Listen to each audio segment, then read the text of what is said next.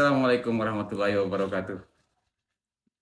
Alhamdulillahirrabbilalamin. Malam ini kita berkumpul kembali bareng Pak Kiai. Ada Pak Haji Robi, salah satu Ketua Pagar Nusa Kecamatan Cikesar. Sehat Pak Haji? Alhamdulillah Kiai sehat. sehat Kiai? Masih seperti biasa. Kita bincang-bincang sehat di ruang bicara nih. Kemarin sempat tertinggal kita nggak bikin konten, malam ini kita bikin konten. Alhamdulillah kita ada bintang tamu, ada Pak Ketua yang jauh-jauh dari negeri seberang buat nyampein unek-unek ya Pak Haji ya. Iya. Mungkin sementara ini biar Pak Haji terlebih dahulu nyampein unek-uneknya sama Pak Kiai. Oh, Baru dari situ nanti biar Mang Robert sambung. nggak mau nanya-nanya dulu. Nah, boleh gitu. Itu ngalir aja Pak Haji. Oh, gitu ya. Nah, Ya, Assalamualaikum warahmatullahi wabarakatuh. Terima kasih kepada Ustadz Robert.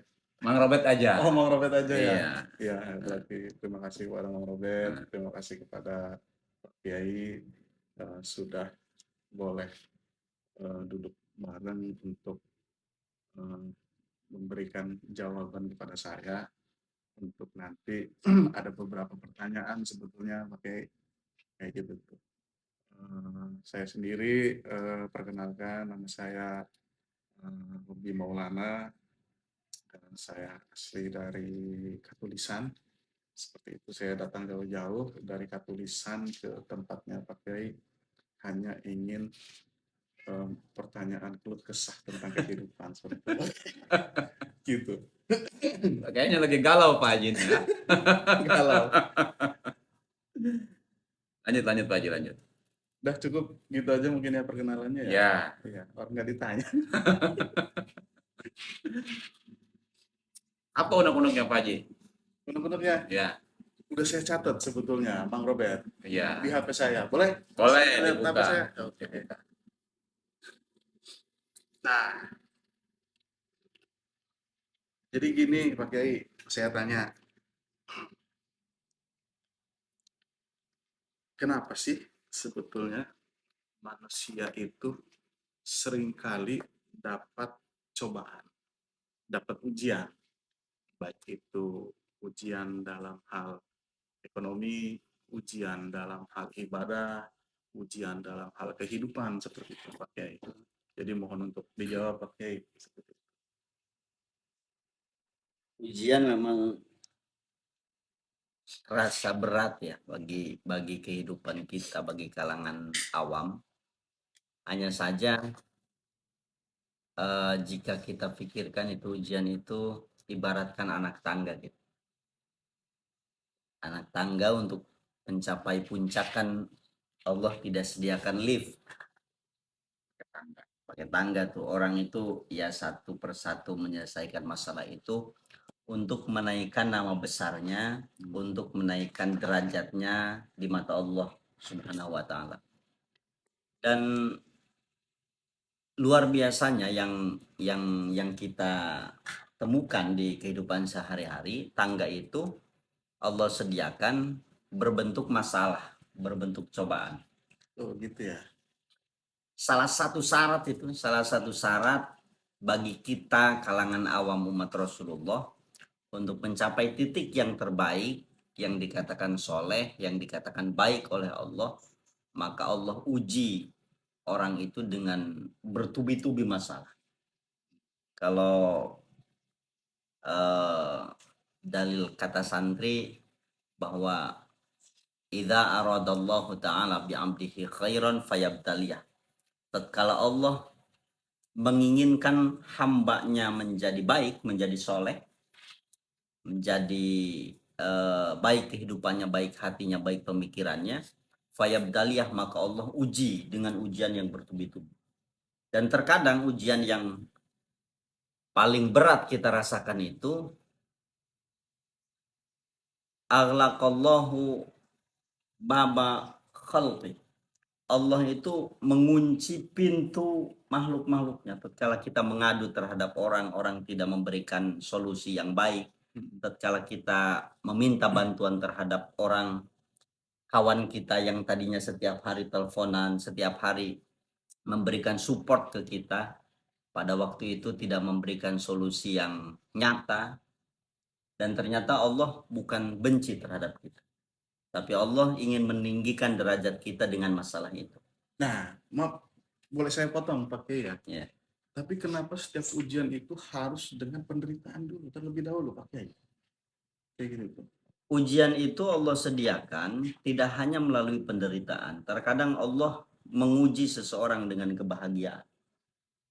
Karena orang mukmin itu ya mereka tidak mengetahui dan tidak bisa membedakan mana kebahagiaan, mana penderitaan. Semua itu mereka lihat bahwa penderitaan, rasa kecewa, rasa sakit hati, rasa bahagianya hati datang dari zat yang wajib kita cintai, dari Oke, sang oke. kekasih. Analoginya gini, Ji. Mang Robert punya pacar semisal. Dia suka banget tuh ke perempuan itu, ke pacarnya. Tatkala si pacarnya itu nyubit pipinya sampai merah, walaupun nggak merah-merah sih kalau dicubit. Iya, karena kulitnya kan. Betul. Kulit paling Iya. ungu gitu kan. Ya, ungu paling enggak. Genep. Genep. Nah, dia tidak marah. Gitu ya. Tatkala dicubit dia tidak marah, justru dia tersenyum. Aha. Ya. Kalau pandai bilang sambil tersenyum Noel Gado. Noel Gado Gado. gitu. Ya, saking sayang. Padahal cubitan itu ya sakit, Tapi menyenangkan seperti tapi itu ya. menyenangkan karena dibubuhi dengan cinta. Oh, Kenapa? gitu ya. Apa yang diberikan Allah terasa sakit, terasa sesak di dada kita, terasa sakit di hati kita, pusing di kepala kita karena rasa cinta kita terhadap Allah yang berkurang. Oh, seperti itu Itu, Pak Kiai ya. Jadi kita kalau ngerasa menderita itu berarti pendekatan kita ke Gusti Allahnya kurang. Rasa cinta ke Allahnya kurang. Begitu bukan Pak Kiai? Iya, Nice. Nah, gitu. Oh, Jadi ujian itu akan terasa nikmat dan indah di saat rasa cinta kita itu memang luar biasa ke Gusti Iya. Allah.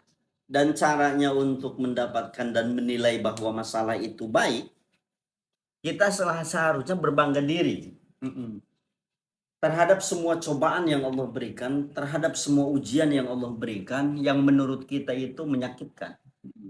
Tatkala Allah uji kita dengan masalah, tatkala Allah uji kita dengan penderitaan, dengan kesedihan dan yang lainnya, sesuatu yang tidak kita inginkan di dalam kehidupan kita, maka kalimat yang harus kita ucapkan terhadap Allah, Alhamdulillah, thank you very much, oh my God. Oh, Harusnya. gitu ya. Terima kasih ya Allah. Kalau diberikan ujian Ya. itu. Karena engkau telah memilih aku sebagai orang kepercayaanmu untuk menyelesaikan masalah ini. Oke. Nah, terus kalau semisalkan ujian itu terasa berat atau terasa menyakitkan untuk seorang muslim karena kata Pak Kiai tadi itu kurangnya rasa cinta katanya gitu ya kepada Sang Pencipta. Lantas syaratnya ini Pak Kiai untuk bisa cinta kepada Sang Pencipta Allah Subhanahu wa taala itu bagaimana itu Pak Kiai? Apa ada beberapa syarat khusus atau bagaimana kayak gitu? Itu pernah ditanyakan oleh para sahabat Rasulullah dulu dan Allah jawab dan kemudian Allah maktubkan di dalam Quran. Iya. Tatkala kita ingin dicintai oleh Allah, tatkala kita mencintai dan ingin dicintai oleh Allah, yuhibbukumullah fattabi'uni yuhibbukumullah, maka ikuti ajaran Rasulullah, yuhibbukumullah, maka Allah pun akan mencintai kamu. Nah, ada kalimat seperti ini Pak Kiai. Ana ingda zonni bih. Berprasangkalah baik kepadaku, maka aku akan berprasangka baik juga kepadamu. Seperti itu Pak Kiai. Gimana kira-kira? Ya, ana ingda dhonni abdi. Aku itu tergantung prasangka hambaku. Jika kita meyakini dan berprasangka bahwa Allah itu baik, falahu madhon, maka orang itu mendapatkan sesuai dengan apa yang disangkakannya terhadap Allah. Kalau kita berat misal menghadapi masalah dan kita ragu, bahwa besarnya masalah itu tidak sebesar pertolongan Allah. Atau pertolongan Allah itu jauh lebih besar daripada masalah yang kita terima. Nah, kita ragu Iya, akan iya. hal itu, maka ya masalah itu tidak akan selesai dengan sempurna. Tapi kalau kita yakin bahwa kita adalah orang-orang pilihan untuk menyelesaikan masalah itu sesuai apa yang dikatakan Allah, la yukallifullahu nafsan illa wus'aha. Iya. Allah itu tidak akan pernah membebani satu diri, satu hati, satu pemikiran, kecuali pemikiran dan hati itu sudah dipilih oleh Allah. Kita yakin bahwa apa yang diberikan Allah masalah itu akan ada pertolongan Allah. Akan ada sesuatu hal yang besar menjadi penolong kita untuk menyelesaikan masalah itu, maka masalah itu akan selesai dengan baik, dengan sempurna. Kembali lagi berarti Pak Kiai ini menjadi salah satu syarat berarti ya untuk menimbulkan rasa cinta atau Ya, kepada rasa cinta, rasa keyakinan kita gitu, terhadap Allah, supaya kita ya lebih meningkatkan keyakinan bahwa Allah itu besar, Allah itu hebat, Allah itu penolong gitu, Allah itu ya Rahman Rahim. Nah, kalau sesuatu itu hilang, maka timbul pemikiran-pemikiran yang jelek, kemudian demo kita terhadap Allah. Kenapa sih begini, kenapa sih begitu? Ya, kenapa sih hidup saya tidak seperti orang-orang? Iya. Iya, iya. Kan kita terkadang menginginkan kayak orang-orang gitu. Iya. Nah, tatkala masalah atau tatkala sesuatu hal yang tidak kita inginkan kemudian hati kita tidak ikhlas ridho menerimanya, maka itu mencerminkan rendahnya kualitas iman kita terhadap Allah. Lalu bagaimana cara menimbulkan rasa cinta kita ke Allah itu, gimana caranya? Ya tadi fattabi'uni, ikuti apa yang diajarkan oleh Rasulullah, maka yuhibbukumullah, maka Allah akan mencintai kita sesuai cinta kita terhadap Allah. Ya, bentuk pembuktiannya maksudnya seperti apa gitu, kalau kita beneran ngasih sepenuh hati gitu, maksudnya seluruh jiwa dan raga itu ke Allah, itu bentuknya seperti apa? Ya apa yang diajarkan Rasulullah ya kita kerjakan. Apa yang dilakukan Rasulullah ya kita ikuti. Itu bagian daripada untuk meningkatkan kualitas cinta kita terhadap Allah. Jadi bohong kalau orang ngomong cinta, ngomong mahabbah, ngomong ma'rifah, tapi kehidupan sehari-harinya justru bertentangan dengan syara, maka cintanya itu tertolak. Dan cinta itu bullshit itu. berarti kebanyakan orang yang maaf ini ya, yang pakai udang-udang, yang mengatakan bahwa dirinya merasa paling dekat dengan Allah, apa itu nggak jadi masalah Pak Kiai? Kata Imam Syafi'i, kalau kita melihat orang yang membuat hati kita takjub, Ya, dia bisa terbang seperti burung, ya, setiap ya, ucapannya menjadi kenyataan, ya. itu jangan dulu hati kita menganggap bahwa dia itu dekat dengan Allah. Hmm. Tapi lihat bagaimana dia melaksanakan sesuatu kewajiban dan kesunahan yang diwajibkan dan disunahkan oleh Allah. Kalau orang yang sakti bisa terbang, yang burung pun kan tiap hari terbang. Iya, betul. Orang misalnya nyelam ke laut tanpa alat bantu oksigen, ya ikan pun kan tiap hari berenang di laut tanpa oksigen, tanpa alat bantu. Jadi kalau lihat orang dekat atau tidaknya dengan Allah, ya lihat bagaimana dia melaksanakan ibadah itu. Bukan kesaktiannya ya, Bukan kesaktian. itu bentuk cintanya itu, Ji, bentuk cinta. Jadi kalau kita sedang diuji, berarti kita bakal naik derajat ya, Pak Kiai ya.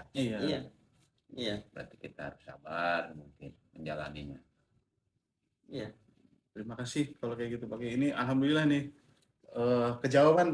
terjawab nih gitu kegelisahan saya nih Iya. selama ini kayak gitu. Terima kasih banyak Pak Kiai, Mang Robert Iya. sudah bisa mempertemukan saya gitu sama Pak Kiai gini.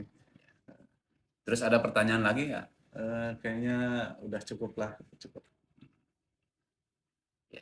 kita sambung aja ya. Tadi kan Pak Haji udah nyelesain ngungkapin unek-uneknya tentang masalah ujian.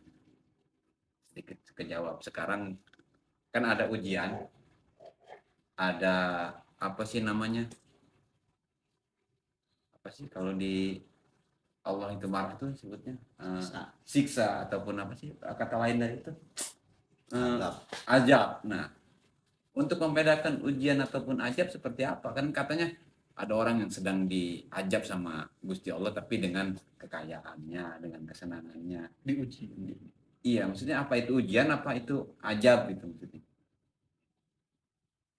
Tatkala kalau kita merujuk terhadap apa yang ditukil oleh Tuan Syamsul Qadiril Jailani itu, idza aradallahu ta'ala bi khairan itu. Ya, kalau orang itu jangankan melaksanakan ibadah, niat saja di dalam hati kita, niat nih pengen jadi baik, maka Allah akan uji itu. Uji dengan ujian yang bertubi-tubi. Nah, kalau azab ada sesuatu yang kita pelanggaran, sebuah pelanggaran syara, kemudian ada konsekuensi dari pelanggaran syara itu, ya itu azab. Walaupun bentuknya semisal sama-sama. Ya. Ini si A semisal diuji dengan ekonomi, si B diuji dengan ekonomi, Ya. tapi kualitas antara siksa dan azab itu ya itu yang membedakan. Ya padahal maksudnya kan yang pura gitu kadang yang satu ini ya bukan merasa paling gimana gitu. Ya ke musola juga jarang, tapi kayaknya gimana gitu. Asik aja terus Nah, Allah siksa dengan kebahagiaan itu.